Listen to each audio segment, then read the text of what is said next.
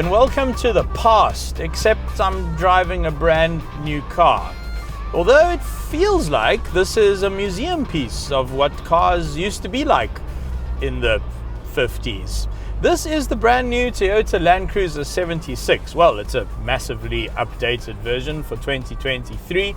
There's quite a lot going on here. It now has the Hilux drivetrain, the 2.8 GD6 and the 6-speed automatic for the first time in a Land Cruiser station wagon.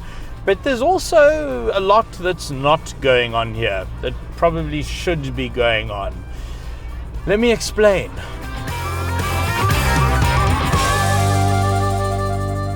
Cars.co.za. And whether you're an angel, a dictator, a space captain, a tree, or just if your car is stolen, we'll help you replace it. Oh, it's still Archie's car, man. With no drama. Budget, the official insurer of good South Africans.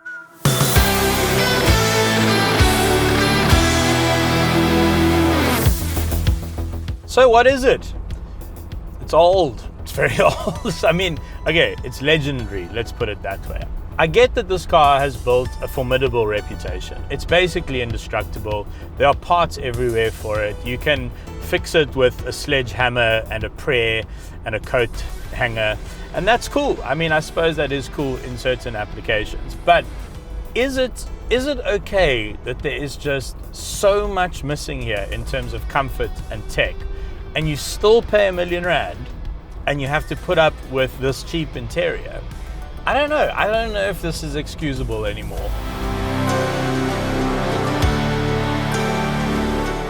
Now, what's become quite an interesting part of my job, especially with the entry of the Chinese brands and the success of the Chinese brands in our market, is that I spend a lot of time trying to list what a car has. And most of the time, I actually don't get through it anymore. It's not just the Chinese.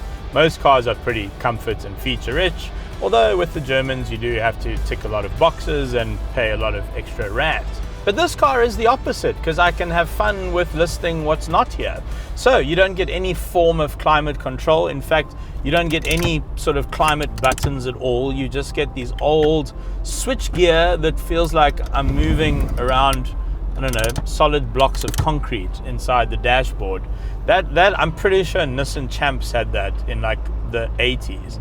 There are no automatic lights, there's no automatic window wipers, the side mirrors are manual, which makes adjusting that one quite a lot of fun. There's no steering wheel controls, and the thing is, all of this combines to make this feel like an ancient experience where basically you've just been robbed of all the features you might expect in something like a Kia Picanto. There's also the wind noise from the side mirror is amazing. It's really quite something to behold.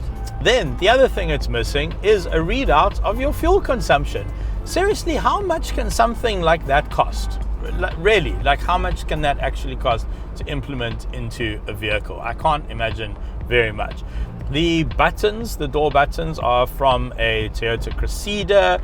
The door handles are the cheapest handles I've ever seen in my entire life. You actually lock the doors so I don't fall out. There doesn't seem to be any form of side impact protection. The doors are paper thin. Basically, the side impact protection is your shoulder. It's this part of your arm. That's what protects you in a T-bone.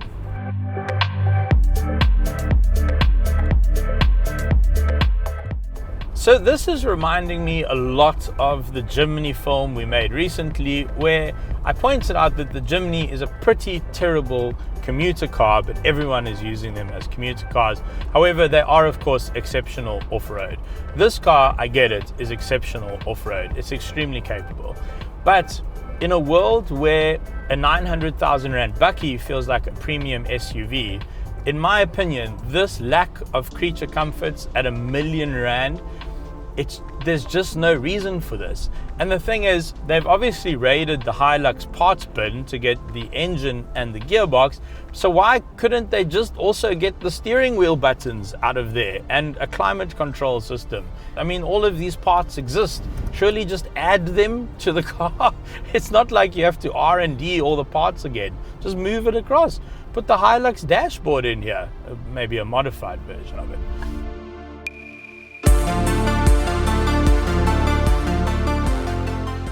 So the highlight of this car is the drivetrain. You've got 3 diffs. The front diff is lockable. The rear diff is lockable. You obviously have low range. You have insane ground clearance because you have solid axles up front and at the back as well. And I get that this car could pretty much go anywhere, and it's the reasons why we always see them on the news in war zones, because they are practically indestructible. It's always the Ute though, because that's the car that you can mount a Gatling gun to, you know, if you're sort of into wars and that sort of thing. But out here on the road, daily driving, it is wallowy. You can feel those solid axles. You can feel the long travel suspension, and all of these things are fantastic off-road, and all the aspects that make this car great off-road also makes it absolutely terrible on the road. In fact, I wonder, was there a culture ever in world history that rode hippos into war? Because maybe if they're missing that experience, they could just drive this to the shops. Same sort of thing.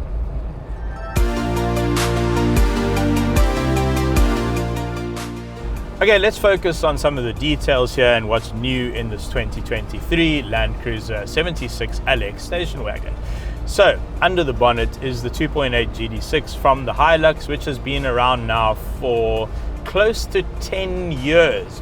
So all of the R&D costs there probably sorted out quite a while ago, although there was quite a big hardware upgrade to this motor a couple years back when they put it into the Prado. And it has made it very strong, 150 kilowatts, 500 newton meters. And typical to Toyota, you don't really ever hear problems with these engines. I don't know, the 3-liter D4D was also bulletproof. It seems like they got this one right as well. I'm sort of become an agony aunt of motoring. Everybody tells me their problems. I don't think I've ever heard anyone complain about the 2.8 GD6 or the gearbox that's in here as well, the 6-speed automatic. And again, that is how Toyota sells this car. That is, it's sold on reliability and its indestructibleness, if that's a word.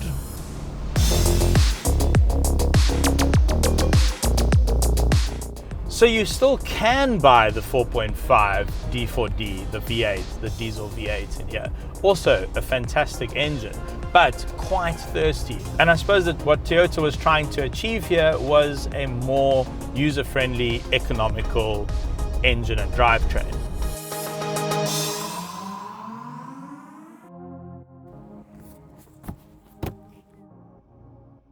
Have you guys noticed that we're sponsored by Budget Insurance? I have. Actually, I'm being cheeky. No, Budget's been great. It's been a great partnership. They really have been good to us, and I think it's worked out pretty well. And somewhere along the line, one of us, maybe them, said, let's do sponsored cooler boxes. So here we are, except they also asked me to do this scene in a Speedo. I'm joking. That would never happen. I'd look like Borat. Anyway, let's see how big the boot is with our standard cooler box test. And as you can see, it's absolutely freaking massive. You could fit, I don't know, 15 cooler boxes in here. But unfortunately, what bothers me again in the back here is that the sort of cheapness of the interior comes through. I mean, look at this. Like, come in here, Sean. Look at that. Look how ill-fitting that is. And then you pull this away, and then you get this. Like, and this is just such cheap plastic stuff, and it's overlapping the carpet over here. And that's how it sits. That's how it comes from factory. And it just makes it very difficult for me to make a case for why this should be a R1 million car.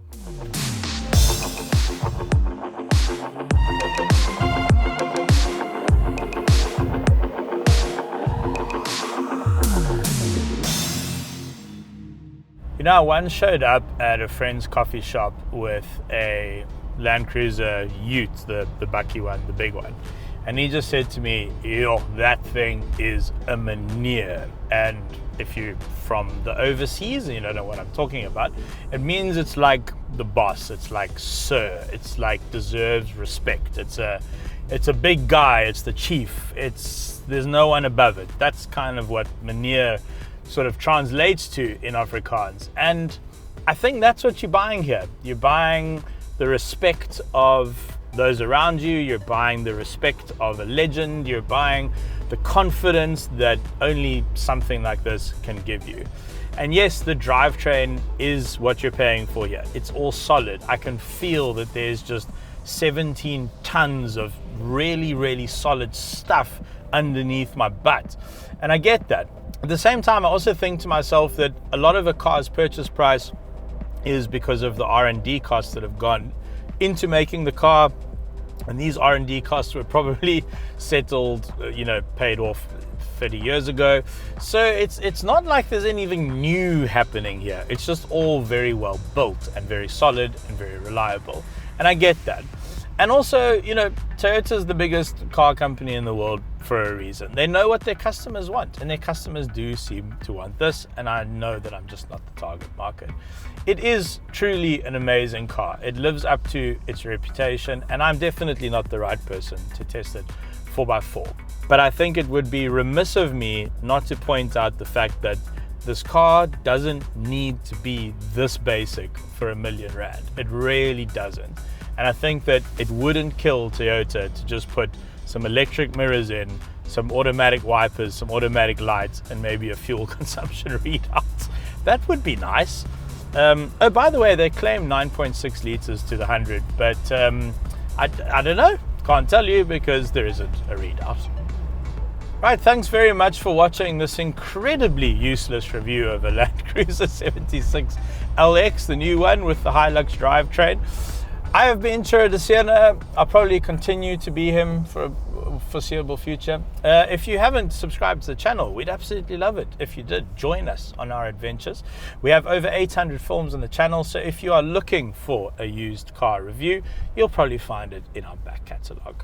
Okay, I'm out of here. Be safe. We'll see you on the next one. Cars.co.za. Are you busy trying to decide between 2 cars, 3 cars, 4 cars, 5 cars, 6 cars? We have an excellent compare tool on our site which will help you make sense of all the different pricing and all the different specs. You'll find it on our main site as well as in our app. It's super slick, it's easy to use, it's highly detailed, it's constantly updated with the latest information and pricing, and I can guarantee you it'll make your life a ton easier. Check it out on our website, link in the description below. God. All our silos and archies deserve insurance that pays out.